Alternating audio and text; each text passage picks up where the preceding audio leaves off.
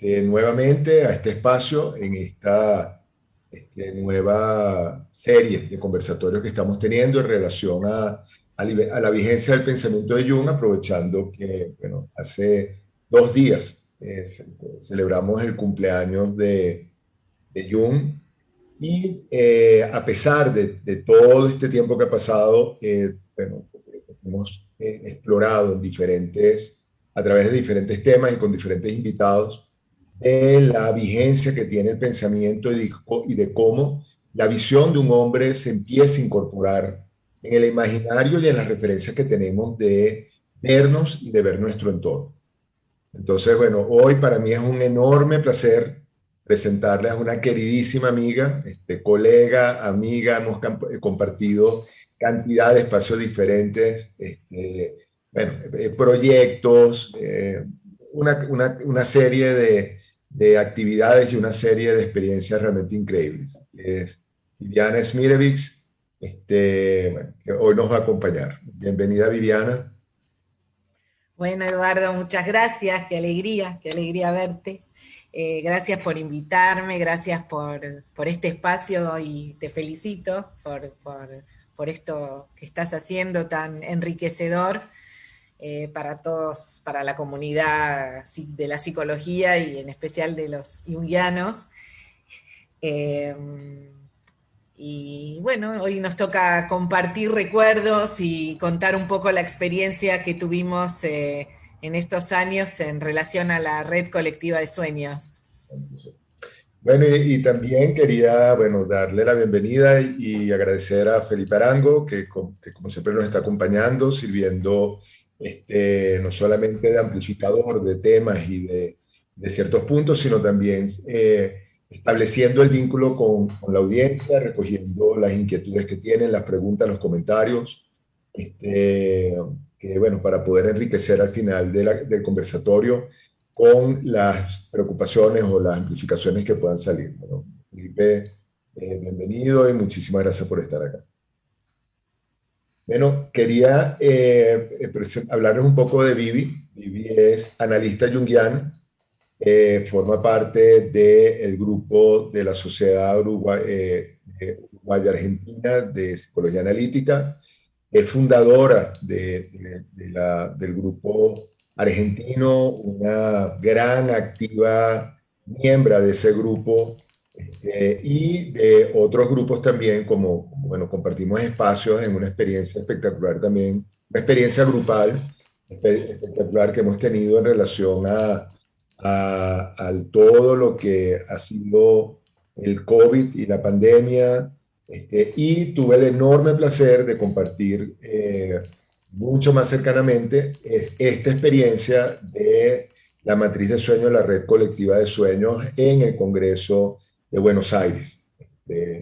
Entonces, bueno, queríamos hablar un poco de esa experiencia por varias razones. Una, porque en lo junguiano el tema de las herramientas grupales o la aproximación grupal, de cierta manera un cierto prejuicio, hay una cierta dificultad para hablar de temas grupales dentro de lo junguiano y se entiende, bueno, porque uno de los planteamientos claves, uno de los ejes del pensamiento junguiano es el principio de individuación, ¿no? Y el principio de individuación, de alguna manera, está muy vinculado con la diferenciación de los colectivos.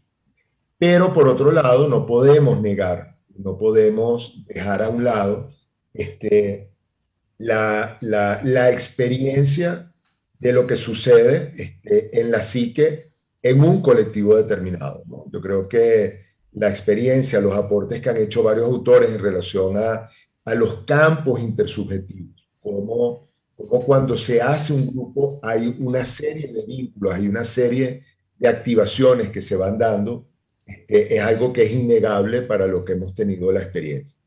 Y en ese sentido, creo que tanto Vivi como yo, porque compartimos esa experiencia juntos, ambos hemos tenido experiencias con colectivos diferentes en momentos diferentes. Y bueno, queríamos compartir un poco de qué se trataba esto y bueno, las reflexiones que puedan surgir en relación a experiencia colectiva. Entonces, no sé, Vivi, si quieres comenzar a... si quieres- Bueno, bueno, les cuento, mi primera experiencia fue en Copenhague, era mi primer congreso internacional y bueno, me llamó también la atención la experiencia de compartir los sueños en forma colectiva. La verdad que yo no conocía lo que era y, y bueno, ahí me pasaron varias cosas, fue muy interesante. Primero les voy a contar cuáles fueron mis tres experiencias, después voy a entrar en la profundidad de cada una. La segunda experiencia fue con Eduardo, a partir de Copenhague decidimos traerlo a Buenos Aires en el 2015, que fue el Congreso Latinoamericano, y bueno, acá trabajamos, lo coordinamos nosotros dos, y también fue muy, muy, muy interesante, fue muy enriquecedor y, y pudimos sacar muchas conclusiones. Y mi tercera experiencia fue en Colombia, en el 2018, que lo compartí con dos analistas que quiero nombrar, que son Jackie Gerson de México y Alicia Lynn Franco de California, de Estados Unidos, que realmente también me aportaron muchísimo y agradezco haberlas conocido y bueno, y tener hoy hasta hoy un vínculo estrecho, especialmente con Jackie Gerson.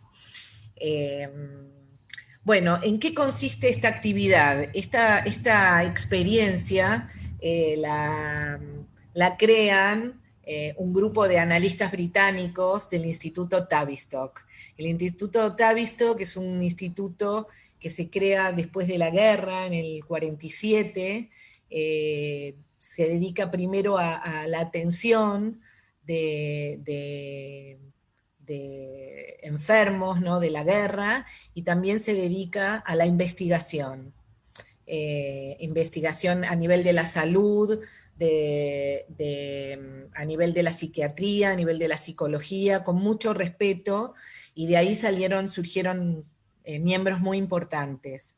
El planteamiento de ellos crean esta matriz a la que llaman Social Dreaming Matrix, y nosotros tradujimos como red colectiva de sueños. El planteamiento de ellos es que todas las psiques individuales están interconectadas en un nivel en que la conciencia no accede, no tiene acceso. Sin embargo, podemos tener evidencia de esa interconexión a través de los sueños o de otra experiencia que es la sincronicidad, perdón, del campo de la sincronicidad.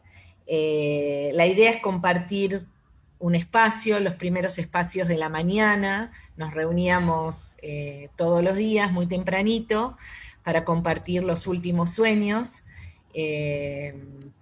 Y la propuesta es que cada uno pueda aportar asociando, amplificando a partir de un sueño inicial, empezar a hilar, a asociar un sueño colectivo.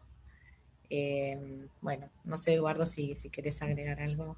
Oyéndote, me vienen recuerdos, me vienen imágenes del trabajo, ¿no? Porque uno, creo que viene una asociación directa que es el tema de cómo la experiencia de compartir sueños colectivamente es una experiencia que es atávica, una experiencia que encontramos en muchos colectivos muy, muy antiguos, ¿no? Donde se reunían la tribu, o algunas veces toda la tribu o todo el grupo, otras veces algunos miembros de ellos, y compartían los sueños que habían tenido. Un poco obviamente, la aproximación que hoy tenemos de los sueños, el protagonismo que los sueños tienen hoy en día en nuestra vida, está muy vinculada, bueno, por todo el trabajo del psicoanálisis y todo el trabajo de incorporación del inconsciente como un elemento nuestro. Pero nosotros nos podemos imaginar que para psiques que no tienen estos referentes, sentir que cuando duermen o en la noche tienen experiencias muy vívidas, aparecen imágenes, aparecen personajes que ya murieron o personajes que no conocen o están haciendo actividades, aunque están en ambientes, en cosas muy, muy diferentes a lo que es la vida lúcida, a lo que es la vida mientras están despiertos. Inevitablemente tuvo que haberles llamado la atención desde muy temprano. Y el empezar a compartir eso que tenían y poderlo empezar a traducir fue algo que se empezó a dar desde los primeros, hay registro desde los primeros grupos, cómo habían de alguna manera traductores o intérpretes de esto que sucedía. En muchos de estos grupos, de estos colectivos indígenas, de estos colectivos más antiguos, empezaron incluso a identificar que habían sueños, que no todos los sueños eran iguales, ¿no? Que habían sueños que eran como muy de la persona, del individuo, pero que habían sueños que hablaban de una determinada situación que incluía a todo el colectivo. Y ahí empezaron a hablarse de los grandes sueños. De hecho, Jung también habla de cómo nuestros sueños los podemos dividir en grandes sueños, que todos estos sueños trascendentales que marcan como hitos en el camino, que marcan procesos de transición, y sueños como menos trascendentales o sueños pequeños, que son estos sueños del día a día que hablan de nuestros complejos, de movimientos menores. Pero lo rico, yo creo que fue el volver a tomar ya en una cultura que manejamos un idioma parecido, donde tenemos referencias integrados, donde hay una búsqueda de reflexionar lo psicológico, tomamos nuevamente esta experiencia de hablar de los sueños en grupo. Y entonces era muy rico también la experiencia se hace muy rica porque primero que hay una confirmación de muchas cosas que nosotros nos aproximamos de manera teórica, pero que cuando uno tiene la experiencia siempre está ese tema del asombro y ese tema de la conexión. Entonces cuando empezamos a darnos cuenta que cada quien por separado empieza a tener temas, empiezan a vincularse y empiezan a aparecer de una manera grupal, que tiene que ver con lo que Vivi hablaba de la sincronicidad, realmente es una experiencia de primera mano de lo que son ese tipo de dinámicas. Entonces, como Vive comentaba, esta experiencia por lo general se plantea a primera hora de la mañana, un poco para tener el sueño fresco, y ahí nos reunimos en grupo y empezamos a compartir. Y algo que es muy, muy interesante y muy bonito es cómo, y ahorita Vivi nos va a hablar un poco de la experiencia que tuvo en uno de los grupos en particular, uno pudiera ver cómo la imagen quizás que se acerca más es la imagen de cómo algo se va tejiendo, cómo algo va emergiendo como en una especie de espiral, ¿no? Porque empieza una persona con el sueño y hay un silencio esperando que ese sueño le diga algo a uno, no le diga a nivel de interpretación, sino o genera una asociación o genera una reacción que se comparte, pero muchas veces lo que la persona hace es que ese sueño le recuerda un sueño parecido a que ha tenido o le trae uno de los sueños que tuvo ese mismo día. Y entonces poco a poco se va como amplificando, por darle un nombre, esa cadena de sueños y experiencias compartidas. Exacto, vos sabés que inclusive, no sé si te acordás, que las sillas están dispuestas en forma de espiral, ¿no? Como funciona nuestra psique, ¿no? En una forma de evolución espiralada y no cerrada, sino abierta, que también da cuenta simbólicamente de cómo es el afuera y es el adentro. Yo quería compartirles que cuando fui en Copenhague, yo estaba muy esforzada porque no entendía mucho el inglés, era un grupo también británico, y me llamó la atención que cada vez que yo llegaba también muy tempranito a la mañana, había unas chicas que no sé si eran checas o rumanas y tejían. Y ellas ya estaban desde temprano, más temprano todavía, y ya tejían y tejían y tejían a 2 agujas. Primero yo estaba conectada con el sueño, hasta que en un momento creo que entré como en un estado meditativo, un estado de lo que nosotros llamamos el kairos, ¿no? Un tiempo interno, un tiempo que no es el cronos, que no es el tiempo lineal, el tiempo del segundo, el tiempo del minuto. Yo creo que ahí conecté con mi mundo interno y ahí me llevó a un recuerdo. Que eso es lo que dice Eduardo, ¿no? O sea, yo no me animaba a participar, me sentía un poco alejada, me sentaba un poco alejada también, pero internamente comencé a participar. Y me recordé algo muy olvidado para mí, que fue algo de mi infancia, cuando yo era chica, yo creo que debía tener 7, 8 años, íbamos muchas veces a la casa de mis abuelos paternos. Y mi padre tiene 4 hermanas mujeres, todas tejen, y se sentaban alrededor de la mesa, me acuerdo perfectamente que era una mesa de madera grande, y ellas me daban a mí también 2 agujas para que yo comenzara a tejer. Y ese recuerdo, a partir de ese recuerdo, entendí lo que estaba sucediendo en esta actividad, en esta experiencia. O sea, estábamos tejiendo. Ellas tejían, yo recordé la experiencia del tejido y estábamos tejiendo una red, un, un destino, una trama. eh, Me pareció entendí y para mí eso ya fue suficiente haber participado y me alcanzó. Me alcanzó con haber hecho esa asociación de mi tiempo. Eh, una cosa que me parece muy importante aclarar, Eduardo, también es que esta es una experiencia muy íntima, muy donde de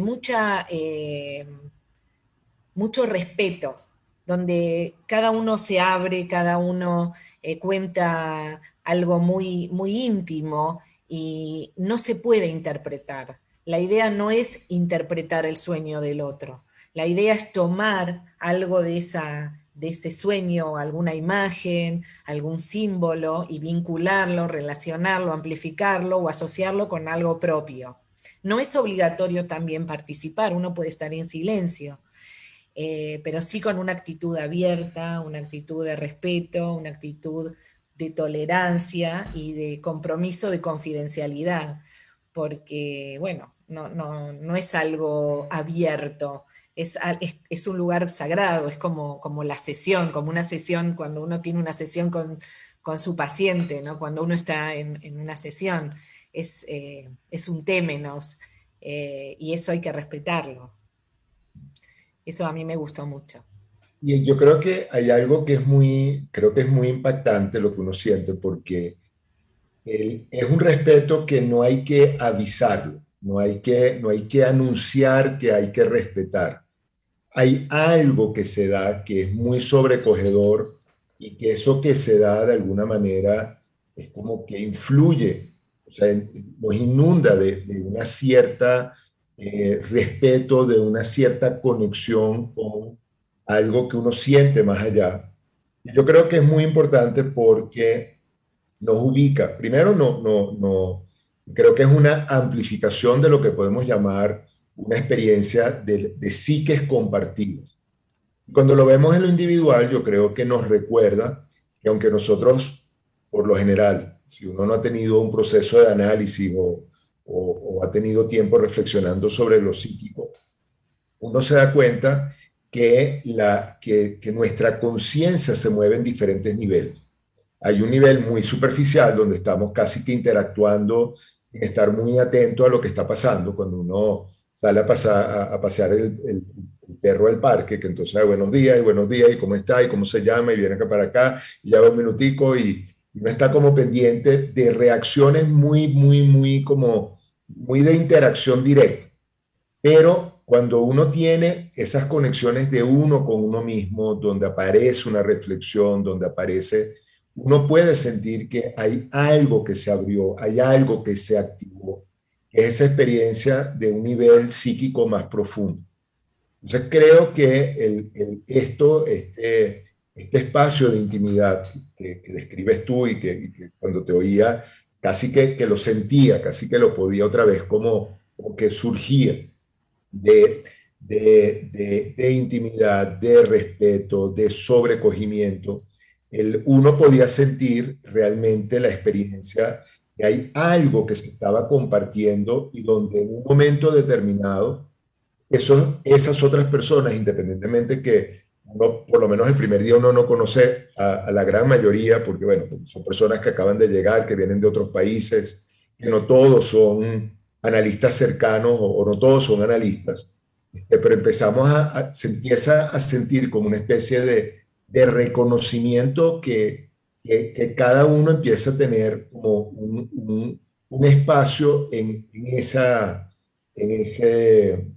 en esa dinámica, en un espacio en ese compartir. Claro. Sí, sí, tal cual. Eh, sí, estaba pensando, ¿no? También en mis sueños, ¿no? En mis sueños, por ejemplo, pensaba en cuando comenzó la pandemia, yo tuve un sueño previo al aislamiento acá en Buenos Aires. eh, el aislamiento comenzó en un viernes y el viernes anterior a la noche yo soñé que estaba en la puerta de mi casa parada y veía estacionadas un montón de ambulancias y veía cómo entraban y salían médicos o enfermeros, en realidad eran como vestidos de enfermeros con camillas, y yo estaba parada y veía y miraba y decía, ¿qué está pasando? O sea, yo no entendía porque era un ir y venir de camillas con enfermeros sacando gente de mi edificio, de donde yo vivo. Y a los 5 días entramos en el confinamiento. Y ahí yo dije, esto no fue un sueño individual. Yo sentí que esto me traspasó, esto fue un contenido del inconsciente colectivo que afloró espontáneamente y que me estaba advirtiendo y preparando para lo que iba a venir. Y aparte quiero aclarar algo, yo vivo frente a una clínica donde todo el aislamiento, los 2 meses de aislamiento que tuvimos o más, yo veía las ambulancias y las luces, o sea, literalmente de mi balcón yo miraba y era mi sueño real, hecho realidad. Ese fue un sueño colectivo. Y no sé si vos te acordás, el segundo sueño, que ahí fue cuando yo me contacto con tu grupo, con el grupo de Colombia, que ese fue, creo, el sueño más, que más me alertó de que algo pasaba. Soñé que estaba en mi consultorio, que entraba, de hecho, hacía 1 mes y medio o 2 que no iba, y en el consultorio había un enfermero otra vez. Y este señor me esperaba con esto es muy impresionante, me esperaba con una bandeja, con una inyección, y me quería dar una inyección. Y yo le decía, no, no, no. Y yo pensaba, ¿qué hace este hombre acá en mi consultorio? Entonces me giraba y digo, me voy. Y cuando me voy, hay otro y enfermero vestido de blanco, el otro estaba de celeste, y otra vez me muestra que me quieren dar una inyección. Y ahí me escapo, digo, yo me tengo que ir de acá, y empiezo a correr, y llego hasta mi casa. Y ahí dije, no, esto está mal. Entonces ahí pido ayuda y lo convoco a Eduardo. Eh, entonces creo que es muy importante, cuento esto para compartir la importancia de los sueños, ¿no? De los mensajes de los sueños y cómo hay que prestarles atención. Fíjate, y tú de esa experiencia hay varias cosas que creo que están presentes, ¿no? Uno, que creo que es importante, porque también se nos olvida muchas veces, como Jung y las otras personas que nos hemos aproximado a la experiencia onírica, a la experiencia del sueño como tal, este, se ha vivido de muchas maneras y está registrado de muchas maneras. Como el sueño, algo que es importantísimo, no respeta ni el tiempo ni el espacio. Es como, por eso es que podemos estar soñando que estamos en un sitio diferente y tenemos en el sueño la certeza que estamos en ese sitio diferente. Puede ser un sitio conocido o no, visitando a alguien o compartiendo con alguien. Y el mismo tema del tiempo, hay cantidad de referencias de cómo el tiempo se pierde en los sueños, cómo de repente, de alguna manera nos vamos al pasado que lo pudiéramos relacionar con recuerdos. Pero este tipo de sueños donde nos vamos a un futuro, donde no hay referencias y posteriormente el futuro se cumple, que es lo que conocemos como sueños premonitorios, ahí vemos como en ese espacio, en ese nivel, hay algo que se da que funciona de una manera diferente.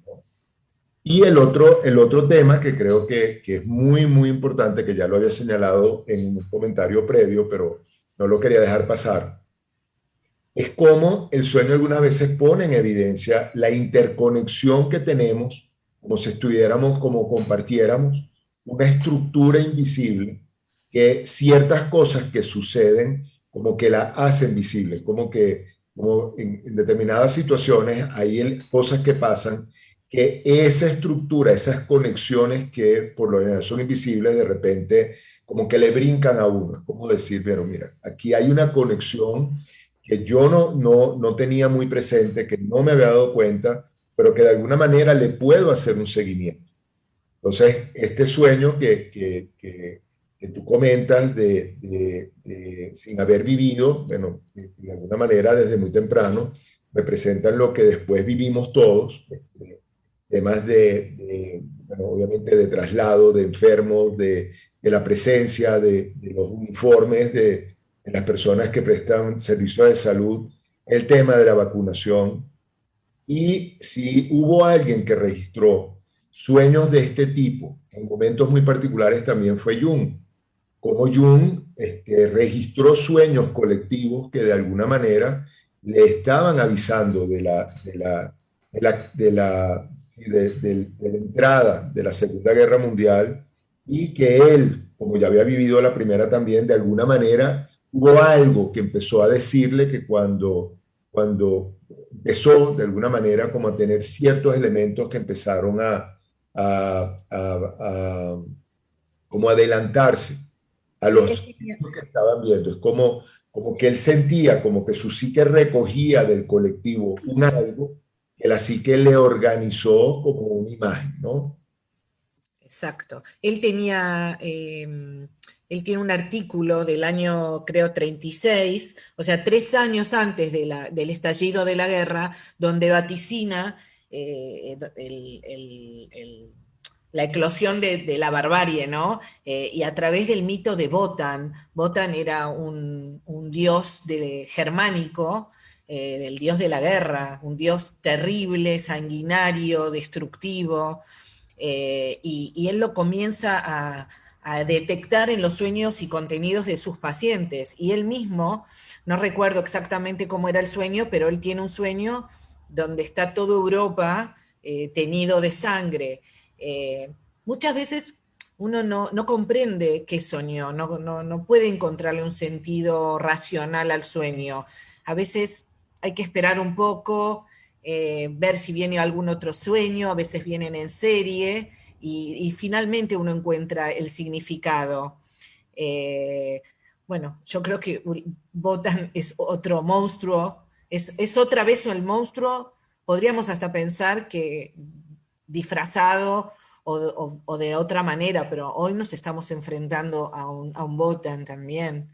Eh, Eso. Y por otro lado también ese Botan está dentro nuestro, ¿no? Aunque muchas veces no está despierto, eso no significa que no esté, está. Y es importante también a través de esta experiencia ver qué contenidos de la sombra aparecen. Aparecen contenidos de la sombra personal y aparecen contenidos de la sombra colectiva. Y también pueden aparecer complejos. Entonces, me parece que es una experiencia muy rica, que nos da mucha información y manifestaciones, muchas manifestaciones de lo que está pasando o de que algo pasa. Porque yo creo que lo que dices tú que es muy importante, todo esto nos recuerda que estamos sumergidos en una especie, por darle una imagen, como compartimos un mismo estanque, estamos sumergidos en un mismo mar, en una misma matrix, por eso lo llamamos una misma red. Y en esa, como estamos sumergidos, lo que sucede, sobre todo cuando sucede a nivel colectivo, los diferentes individuos que estamos allí, que es la humanidad, lo empieza a recoger, ¿no? Y cómo yo creo que lo interesante y lo importante de esto es que nos permite como poder ver cómo ciertas cosas que suceden, que no entendemos cómo los seres humanos podemos llegar a eso, al cabo de cierto tiempo lo vemos como una expresión casi que inevitable de dinámicas que hemos tenido. Por ejemplo, hablando de lo que tú comentabas de Wotan como bárbaro, como primitivo. Una de las cosas que Jung planteaba era que en la pérdida de nuestra conexión con nuestras emociones, con nuestra fantasías como más instintivas, más antiguas, por darle un nombre, y la emergencia de toda la parte racional, científica, todo esto, Jung empieza a darse cuenta que ese poner toda la energía en lo racional y descalificar esto, inevitablemente estaba cargando de energía a esa dimensión hasta el punto que y en un momento determinado entonces es como que hace una erupción. Y nos perdemos de vista y se nos olvida que en este desbalance que estamos permanentemente, o creer que algunos tenemos la verdad diferente de otros, que por lo general la polarización, entonces eso se revierte también en el grupo, ¿no? Hay un grupo que tiene la verdad y otro que no la tiene. Todo ese, todas esas dinámicas que estamos viviendo tienen una expresión en nuestro psiquismo. Y por eso esto es tan importante porque nos permite hacerle un seguimiento a lo que puede estar pasando, nos permite como hacer un recordatorio donde estamos y nos permite ver de alguna manera hacia dónde puede salir eso.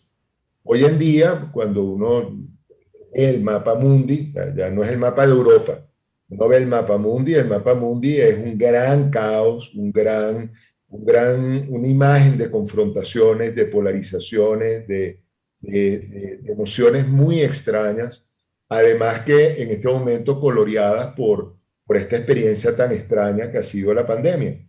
Entonces, es como toda esa estructura, esa red, esa matrix donde estamos también, se está manifestando permanentemente en sueños. Y lo interesante cuando nuevamente nos reunimos en grupo a compartir los sueños, encontramos la similitud de imágenes que están allí, encontramos la similitud de dinámicas que se presentan, de emociones que están, y también posibles caminos de salir. Por eso es que esto es tan importante.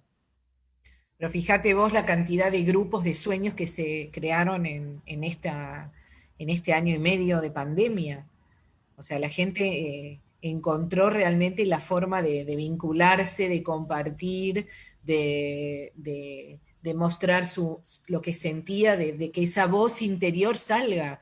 Y fue a través de los sueños, de grupos de sueños hay un montón. Y bueno, nosotros mismos en nuestros encuentros de los sábados, donde también es la emergencia de esa voz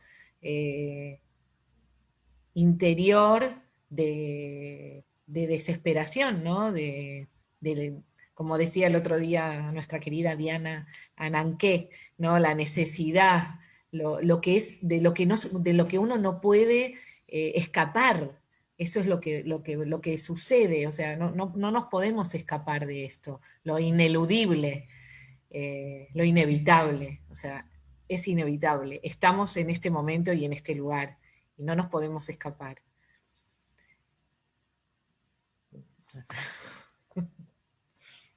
Sí, sí, sí.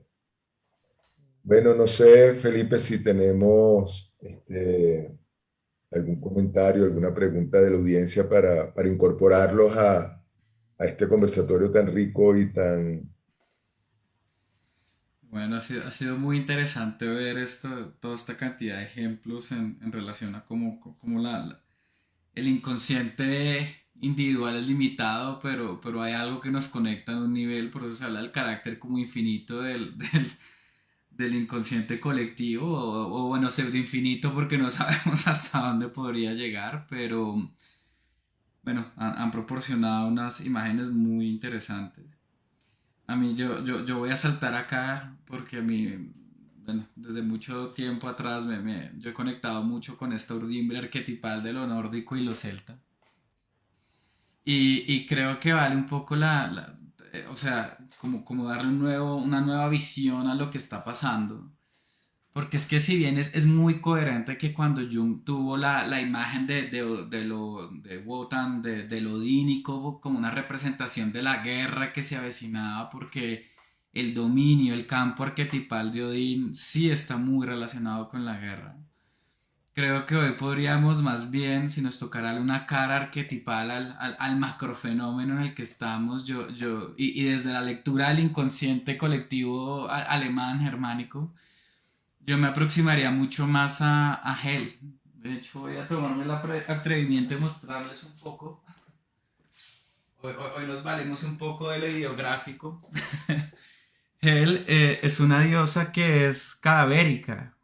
La mitad de su cara es, bueno, es un cadáver, la otra humana, y tiene un dominio sobre las profundidades, pero si bien Odín se llevaba a los caídos en el combate, muy en relación a lo que pasó en ese momento en la guerra, Hel es la que se lleva a los enfermos. Entonces vale incluso recuperar imaginarios, porque si estamos viendo imágenes que nos hablan en una gran matriz, bueno, que estar atentos a qué tanto puede aparecer estas imágenes relacionadas con esta diosa, con estas referencias a la enfermedad. Ella hacía que se llevaba a todos los que morían en cama de paja, es decir, todos los que morían por la enfermedad, no en el combate. Y bueno, me gustaría, esto es como para amplificar un poquito desde una mitología que me mueve muchísimo. Buenísimo. Por otro lado, me gustaría hacerles una primera pregunta y es, bueno, es bien sabido que desde los mismos preceptos junguianos que la función del sueño primariamente, ahí pueden aparecer muchas cosas, pero primariamente es compensatoria y incluso desde donde se manifiesta el sueño tiene una intencionalidad sanadora. Yo esto es lo que también he visto también en los procesos pues, de la terapia. Pero a mí me gustaría saber si ustedes en su proceso, ya con su larga experiencia, ustedes han visto sueños que le hayan hecho daño al paciente, que hayan sido más bien iatrogénicos, que hayan sido, que hayan afectado la psique. ¿Esto es posible o, bueno, ahí se los dejo sobre la mesa? Yo creo que por mi experiencia he tenido más experiencia de la autorregulación o la compensación de la psique a través del sueño. Pero he tenido algunos casos, pero que no eran pacientes, eh, digamos, eran pacientes más border, donde había una irrupción desmedida de sueños. Y ahí sí era como para frenar y decir, bueno, no puede tampoco irrumpir una cantidad de sueños ilimitada en una noche. O sea, también en su justa medida, ¿no? Porque ahí quiere decir que la psique, lo que yo entiendo es que no está autorregulando como corresponde y no está compensando sanamente, ¿no? Eh, bueno, eso es lo que quería contestar.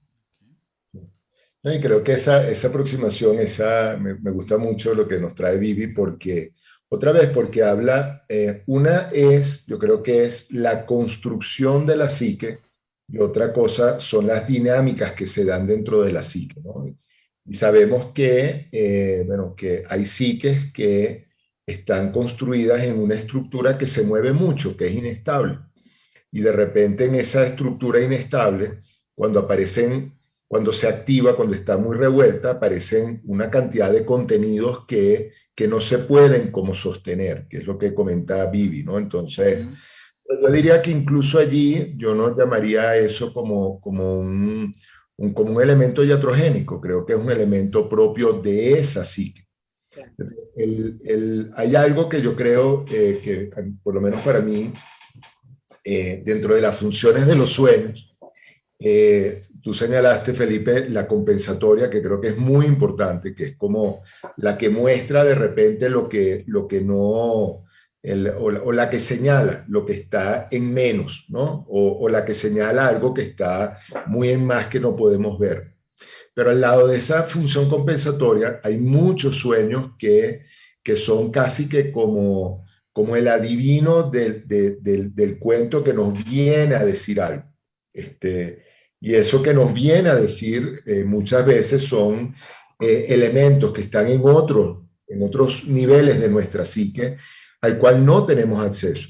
O sea, que nos viene a avisar de una muerte de alguien, que de repente para las personas que están afuera es evidente que se está aproximando, pero para una persona no lo puede aceptar, no lo puede. Entonces ve la muerte de un familiar cercano, ¿no?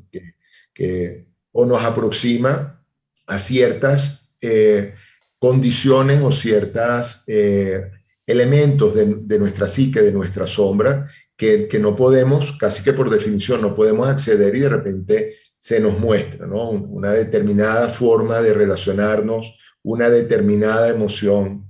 Y en ese sentido, en ese mismo orden de ideas, yo creo que es donde pueden aparecer los sueños colectivos, como hay un aspecto de nuestra psique que capta algo que nuestra conciencia individual no está registrando y lo que capta viene de afuera, ¿no? Y uno lo ve muchas veces desde el pequeño colectivo, que puede ser el colectivo de la pareja, como hay cantidad de sueños de parejas donde se tienen sueños de dinámicas que no se pueden entender o no se pueden aceptar conscientemente, infidelidades, diferencias, cantidad de cosas, como sueños a nivel de familia, que es un colectivo más grande, sueños a nivel de los vecinos más cercanos, sueños regionales y hoy en día sueños de todo del mundo, sueños universales por ubicar no al universo, sino terrícolas, pues. Pero entonces, y vemos cómo,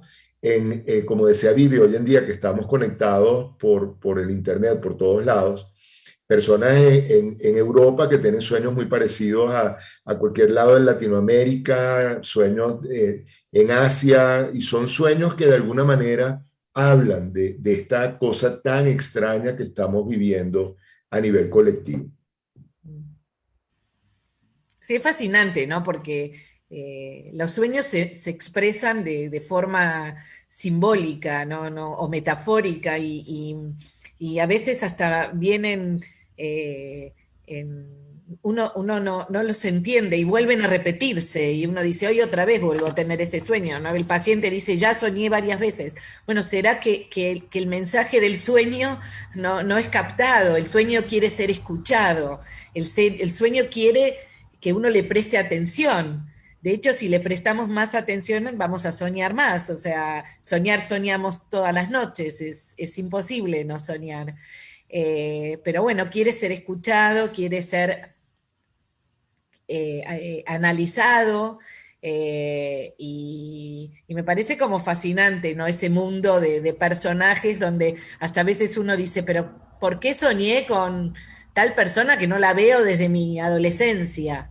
¿O quién es esa persona? Entonces uno puede empezar a amplificar con esa parte de ese sueño o ese personaje que en realidad es uno mismo. Los personajes en los sueños son partes nuestras, son aspectos de nuestra personalidad que conforman todo nuestro yo. Bueno, muchas gracias por sus respuestas.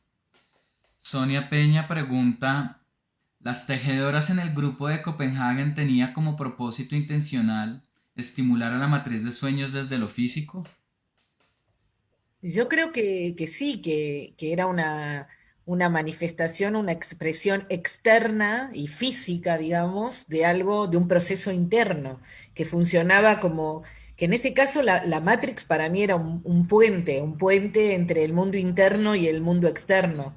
Eh, y para mí creo que fue un símbolo de, de lo femenino, de lo que representa el tejido, que se transmite de generación en generación, donde las mujeres, las chicas en las tribus son iniciadas e instruidas en el arte del tejido. Es un oficio sagrado el tejido. Y los sueños también son sagrados, ese espacio también es sagrado. Inclusive dicen que es un oficio, mi amiga Graciela Caprarulo, maestra, amiga querida que tanto hablamos, me decía que es un oficio sagrado, es un oficio peligroso, que tejer es un oficio peligroso, porque conecta la vida con la manifestación de algo, con la manifestación de alguna visión. Y hay que tener cuidado, ¿no? Que, ojo a las tejedoras. Yo creo que dos cosas, ¿no? Una reflexión y otra una anécdota. Yo creo que todas las reminiscencias que de alguna manera nos traen rituales, tienen ese efecto como convocador de lo psíquico, ¿no? Cuando Vivi estaba hablando frente a la pregunta de Sonia, una cosa muy particular es tejer, pero uno también lo ve en el cocinar, ¿no? Cuando se cocina en grupo. ¿No? Una cosa es yo cocinarle a un grupo y otra cosa es cocinar en grupo. Cuando se cocina en grupo, hay algo también que sucede donde empiezan a surgir cosas.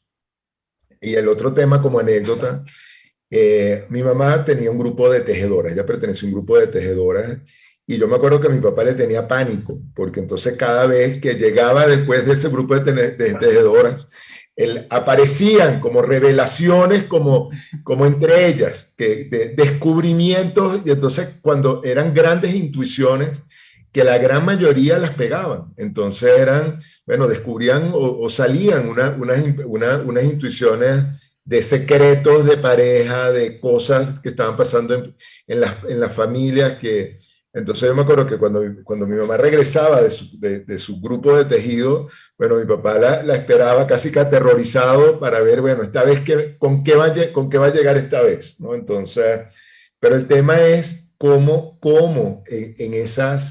en esos elementos rituales, por eso los rituales son tan potentes, tan importantes de rescatar, porque hay una conexión muy profunda desde diferentes niveles de la psique y de la experiencia.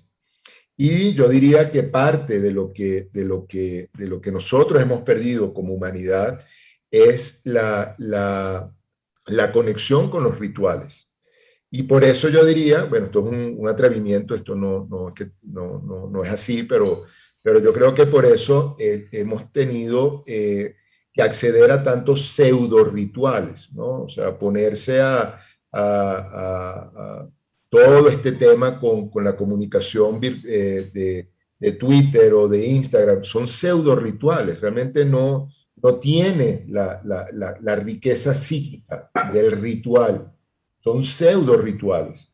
Y por eso creo que es interesante ver el rescate que ha habido hoy en día. Hoy hablaba con alguien precisamente sobre esto, sobre el tema, por ejemplo, de los videojuegos o de los role-playing, cómo se han transformado en una forma directa de rescatar un ritual, como un grupo de amigos, como un grupo de conocidos se reúnen alrededor de un algo que empieza a emerger, que empieza a activarse como un ritual. Es muy diferente a estos pseudo rituales, como hablábamos bueno, sí, de tantas cosas que se han perdido, ¿no? Y que uno lo ve porque pierde la riqueza y pierde se identifican, yo diría que por eso, ¿no? Yo pensaba en esto que siempre hablamos, ¿no? De hacer psique. O sea, hacer psique es mover la energía, mover los contenidos, no importa la forma, sino hay que moverlo, porque es la forma de estar vivo. Si no hiciéramos esa psique, esa alma, estaríamos perdidos, Sí. me parece, ¿no? Bueno, acá hay una pregunta que me recuerda a uno de los viejos conversatorios, pero como que gente está llegando, gente nueva está llegando a la comunidad, creo que vale recuperar esta pregunta. Leiva Vera pregunta, ¿y la imagen a través de la realidad virtual? Ahora que las relaciones son virtuales, ¿cómo puede influir en el análisis? Bueno, Leiva, yo lo que pudiéramos decir, creo que es desde un poco la experiencia que hemos tenido o que hemos compartido de muchos analistas que nos ha tocado, bueno, por forzadamente trabajar virtualmente, ¿no? Yo era de los analistas que por mucho tiempo decía y comentaba que el análisis presencial era insustituible, y que hacer análisis a distancia no era fácil, incluso habiendo tenido la experiencia por diferentes razones, la poca experiencia. Pero definitivamente esta masificación y la necesidad de atender de manera virtual, ha permitido comprobar que efectivamente la psique se activa a nivel de imágenes, estas imágenes generan emociones, esa interacción, aunque sea virtual, conecta intuitivamente y el proceso analítico y se da de una manera rica, se da de una manera profunda, se da de una manera efectiva, de una manera asombrosa, pero efectivamente se da. Entonces yo sí creo, y formando parte de un grupo que ha estado analizando como la validez o el efecto que tiene, que ha tenido esta aproximación desde este lado, yo sí creo que esto está marcando un antes y después, por lo menos de las creencias que teníamos en relación a la forma de vincularnos virtualmente. Sí, yo Yo creo creo que tanto Vivi como Felipe han tenido experiencia también en eso, creo que Mm. que sí. Sí, y sí. que para mí tiene que ver con la voluntad, ¿no? Y la, el deseo de hacer, de hacer análisis y que bueno, hoy se puede hacer de esta manera y la psique se autorregula y se acomoda. Y yo me acordaba, nada que ver, ¿no? Pero me acordé cuando yo hice mi formación como mi análisis en Uruguay, yo viajaba una vez por mes, estaba todo el día en análisis, hacía 2 horas seguidas o 3, después me iba a tomar un café, después volvía, terminaba 2 horas más y después me tomaba el barco y volvía a Buenos Aires. O sea, mis 4, 5, 6 horas de análisis las tenía en un día. Y uno puede decir, y bueno, al principio me costó adaptarme, pero después lo logré y lo hice casi 2 años seguidos. O sea, creo que sí, y yo lo viví. La psique se acomoda. Y ahora también me acomodo como analista y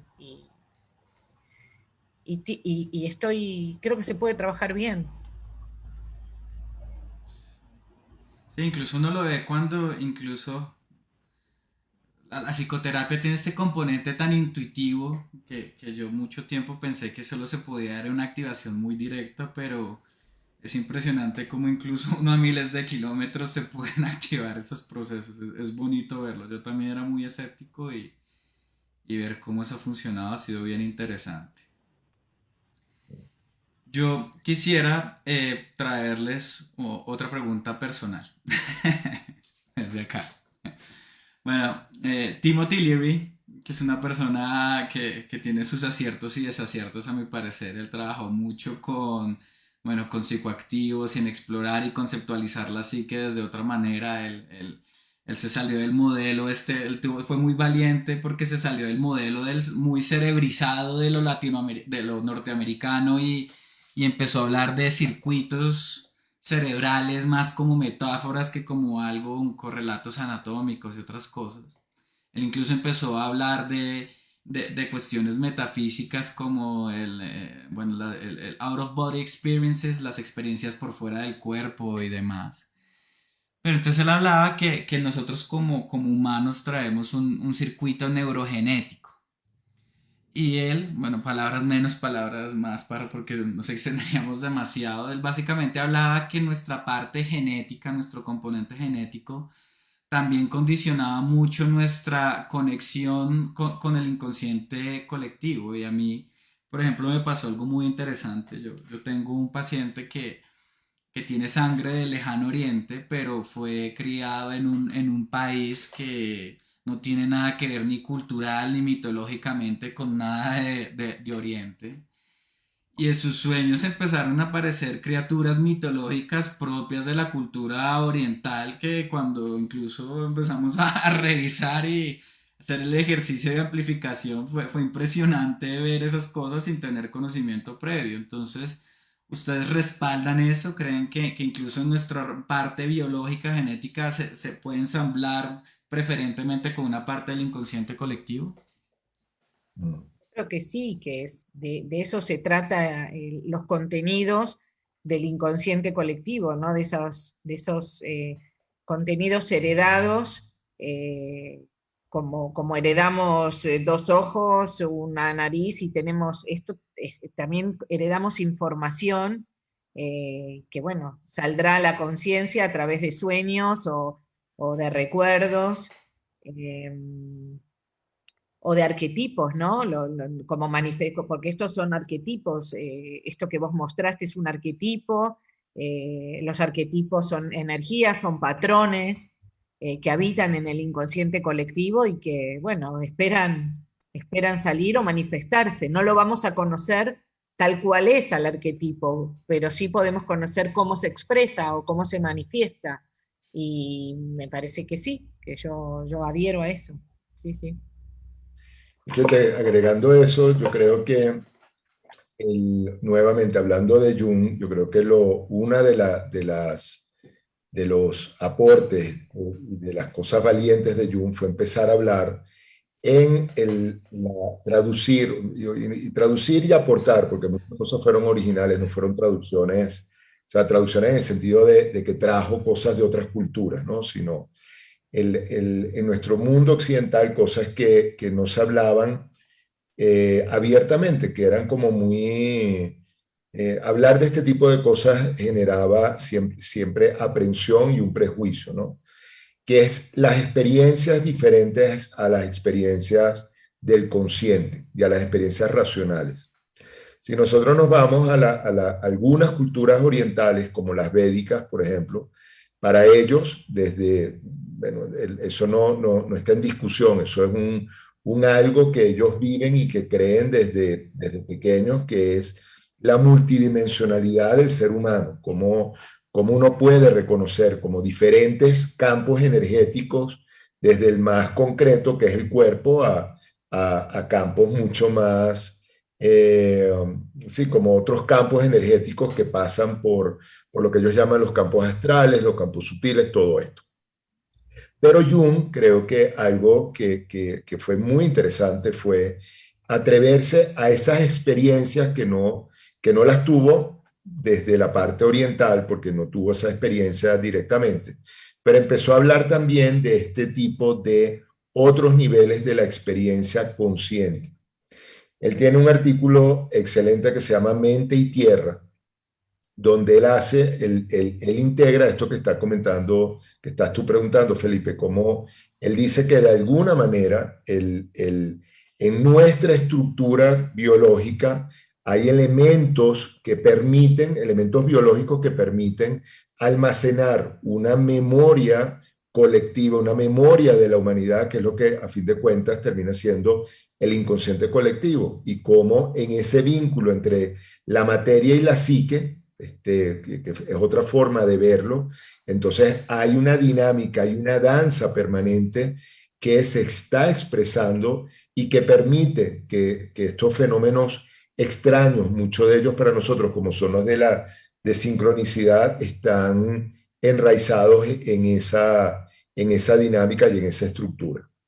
Entonces, sí, yo creo que por eso mucho de los movimientos nueva era, los movimientos hippies, los movimientos humanistas, movimientos más de vanguardia, muchos de ellos exploraron a Jung y muchos de ellos buscaron a Jung un poco como una base teórica para poder, bueno, sí, como poder aproximarse de una manera un poco más racional a lo que estaban experimentando.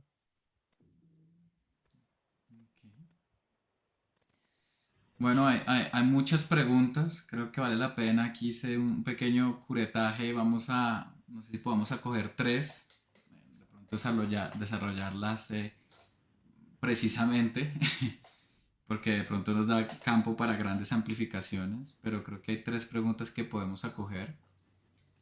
Y la primera es de Esperanza Barrera Rodríguez ella pregunta si este fenómeno, como entiendo la pregunta, si este fenómeno místico de las tejedoras podría suceder en cualquier tipo de grupo, en tejedor, lector, trabajos artísticos.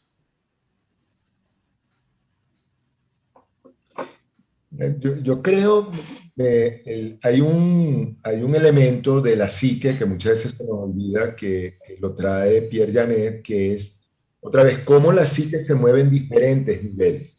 Cómo para tener algunas experiencias diferentes tenemos que estar en un nivel diferente. O sea, cómo esa conciencia lúcida, esa conciencia que se defiende, que reacciona, bueno, en la medida que va como perdiendo la armadura, que va perdiendo la sensación de tener que defenderse, que por utilizarlo metafóricamente, que va descendiendo, que se va como hundiendo en la psique, yo creo que en ese hundimiento, ese tipo de experiencias es donde se puede dar. Por eso, bueno, cuando uno se reúne en grupos a tomar de alguna manera ritual, porque hay otros grupos que se reúnen a tomar es como una excusa bueno, para evadir. Pero cuando uno se reúne en grupo a tomar, hay como un algo y esa conciencia va bajando. Muchas veces experimentamos que hay un nivel en el que sentimos que todos formamos parte de, ¿no? Entonces, es como ese grupo de amigos que en un momento determinado vuelven a sentir somos manada. Y entonces, bueno, aquí estamos unidos, aquí estamos, hay una cantidad de cosas que se comparten. Y eso puede suceder recogiendo la cosecha, eso puede suceder de alguna manera en estos trabajos ecológicos de limpiar una playa o cocinar en grupo, o los grupos de tambores que hoy en día están otra vez activándose, de tejedoras, hay cantidad de elementos donde yo sí creo que esa invitación a atrevernos a soltar un poco la parte racional puede permitir ese tipo de conexiones. Me llama la atención, ¿no? Cómo convoca el tejido, cómo convoca lo femenino, ¿no? Sí. Eh, y sí, es también en la mitología griega estaban las moiras, que eran tres, que eran tres mujeres horribles que vivían en el Hades y que ellas tejían. Una era la encargada de dar la hilada, se llamaba Cloto, creo, Clotos. La otra se encargaba de medir la longitud del hilo, o sea, cuánto iba a vivir la persona. La primera simbolizaba el nacimiento de esa persona, el inicio, la primer puntada. La segunda, cuánto iba a vivir, y la tercera tenía la tijera donde iba a cortar, o sea, la muerte. ¿No? Inclusive en la carta del tarot, en la número 10, la rueda de la vida, en el tarot mítico, está representado por las moiras. O sea que moira es destino también. Tejemos, ¿qué tejemos? Tejemos nuestro destino, tejemos mucho más que lo que una lana. O sea, estamos haciendo una urdimbre, estamos haciendo una tela, estamos haciendo un destino. Estamos tejiendo nuestro destino. Y la potencia del telar, ¿no? Los mismos dioses le tenían miedo a las moiras porque los mismos dioses sabían que las fuerzas del destino podían estar por encima de ellos. Por eso es que Zeus vive Ellas, muerto de miedo que un sucesor venga tras él. es que ellas decidían sobre la vida y la muerte de los seres humanos, de los humanos. Sí. Bueno, Mariam González pregunta, si sueño todos los días, ¿cómo interviene la psiquis en la conciencia?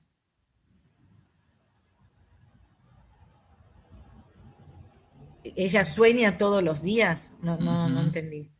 Sí, ella, lo que entiendo según la pregunta es, si ella sueña todos los días, ¿cómo interviene la psiquis en la conciencia? Creo que tal Bueno, vez sí, es por no hablar un lenguaje sí, sí, de la sí. psicología analítica que de Sí. pronto se pueden confundir como conceptos, puede Yo creo ser. que hay que registrar los sueños y que es la forma de hacer conciencia, que los sueños nos van a permitir ampliar la conciencia y poder hacer procesos, procesos personales, individuales también. Por eso es importante registrarlos, anotarlos o hasta grabarlos y de esa manera traerlos a la conciencia. Y si los traigo a la conciencia se va a amplificar, se va a ampliar y bueno, veré qué es lo que me trae ese sueño, cuál es el mensaje de ese sueño. Para amplificar un poco lo que ya respondieron, yo creo que hay como dos niveles también que son interesantes, ¿no? Uno es el neuroanatómico, o sea, el sueño está demostrado que la activación del sueño pasa por una parte del cerebro que no toca la memoria. Por eso es que los sueños se olvidan. Todos los días soñamos, pero los sueños se olvidan porque no pasan por la memoria, no hay un registro. Por eso es tan importante cuando un sueño se queda, porque de alguna manera el impacto que tiene la imagen que nos dio, por la razón que sea, es importante registrarla porque hay algo allí que por algo esa imagen se quedó. Entonces creo que ese prestar atención, esa invitación que estamos haciendo hoy, a prestar atención y de alguna manera poder como relacionarnos un poco más cercanos con nuestros sueños o con los sueños que otras personas nos comentan, es tan importante. Bueno, y ya por efectos del tiempo, hay varias preguntas que nos va a tocar atender en otro conversatorio. Sigan por favor sintonizándose y trayendo de nuevo las preguntas. Hoy vamos a recoger como última pregunta de la noche la de la Shtari Nadia Rico, porque es una pregunta muy valiosa. Y ella dice, ¿qué tanto puede perjudicarnos un sueño mal interpretado? ¿Cómo tener la certeza que su interpretación es lo que nuestra psique nos quiere decir? Yo, yo, mm, yo creo que no sé si hay un sueño mal interpretado, porque el sueño es del soñante y el sentido que le da el soñante es el que vale. El analista también tiene que ser muy respetuoso y no interpretar o no interferir en la asociación que hace el soñante. Eh, Puede ser que haya sueños que traen contenidos dolorosos o, o peligrosos, pero, pero el sentido lo da el que sueña, el sueño es del que sueña. Yo creo que un poco lo que nos está planteando Vivi, que creo que es muy importante, es la, la, el, el cómo, bueno, la importancia que tiene la formación de quien va a traducir una imagen de un sueño, porque la formación del proceso, del camino para traducir, de cómo también a partir de su propia experiencia logra como dar logra como acompañar esa imagen es fundamental. Sin embargo, me recordaba el sueño que traíamos, o que Simaco comentaba la vez pasada, de las vacas gordas y las vacas flacas, ¿no? Como cuando el rey tiene este sueño y los primeros interpretadores, los primeros lectores del sueño, por miedo a lo que estaban viendo, le dan una interpretación que no correspondía, o sea, de alguna manera en lugar de señalar que iban a venir momentos difíciles, la interpretación era en el otro sentido. pudiéramos decir que no prepararon, no le permitieron al rey prepararse para lo que venía. Hasta que llegó el profeta que le dijo, no, mira, lo que quiere decir es que vienen tiempos difíciles, vamos a entrar en guerra y ya hay que prepararse. De alguna manera, yo diría que una mala lectura, lo que podemos llamar una mala lectura, es alguien sin mucha experiencia, sin mucha técnica, sin mucha capacidad de acompañar y amplificar el sueño.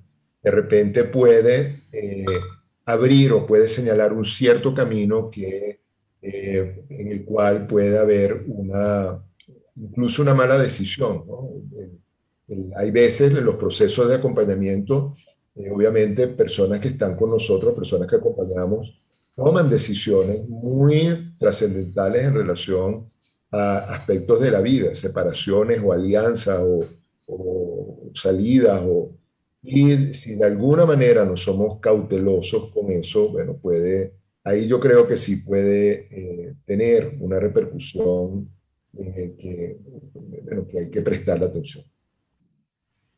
Bueno, mira, con esto sabemos que hay muchas otras preguntas. Tenemos la invitación a que las preguntas las hagan nos las envíen a info@arquetipus.com, arquetipus con UETYPUS, y les estaremos dando respuestas a las inquietudes por allí y, bueno, y de alguna manera también empezamos a abrir un puente de vínculo de una manera diferente con nosotros. Poco a poco ya estamos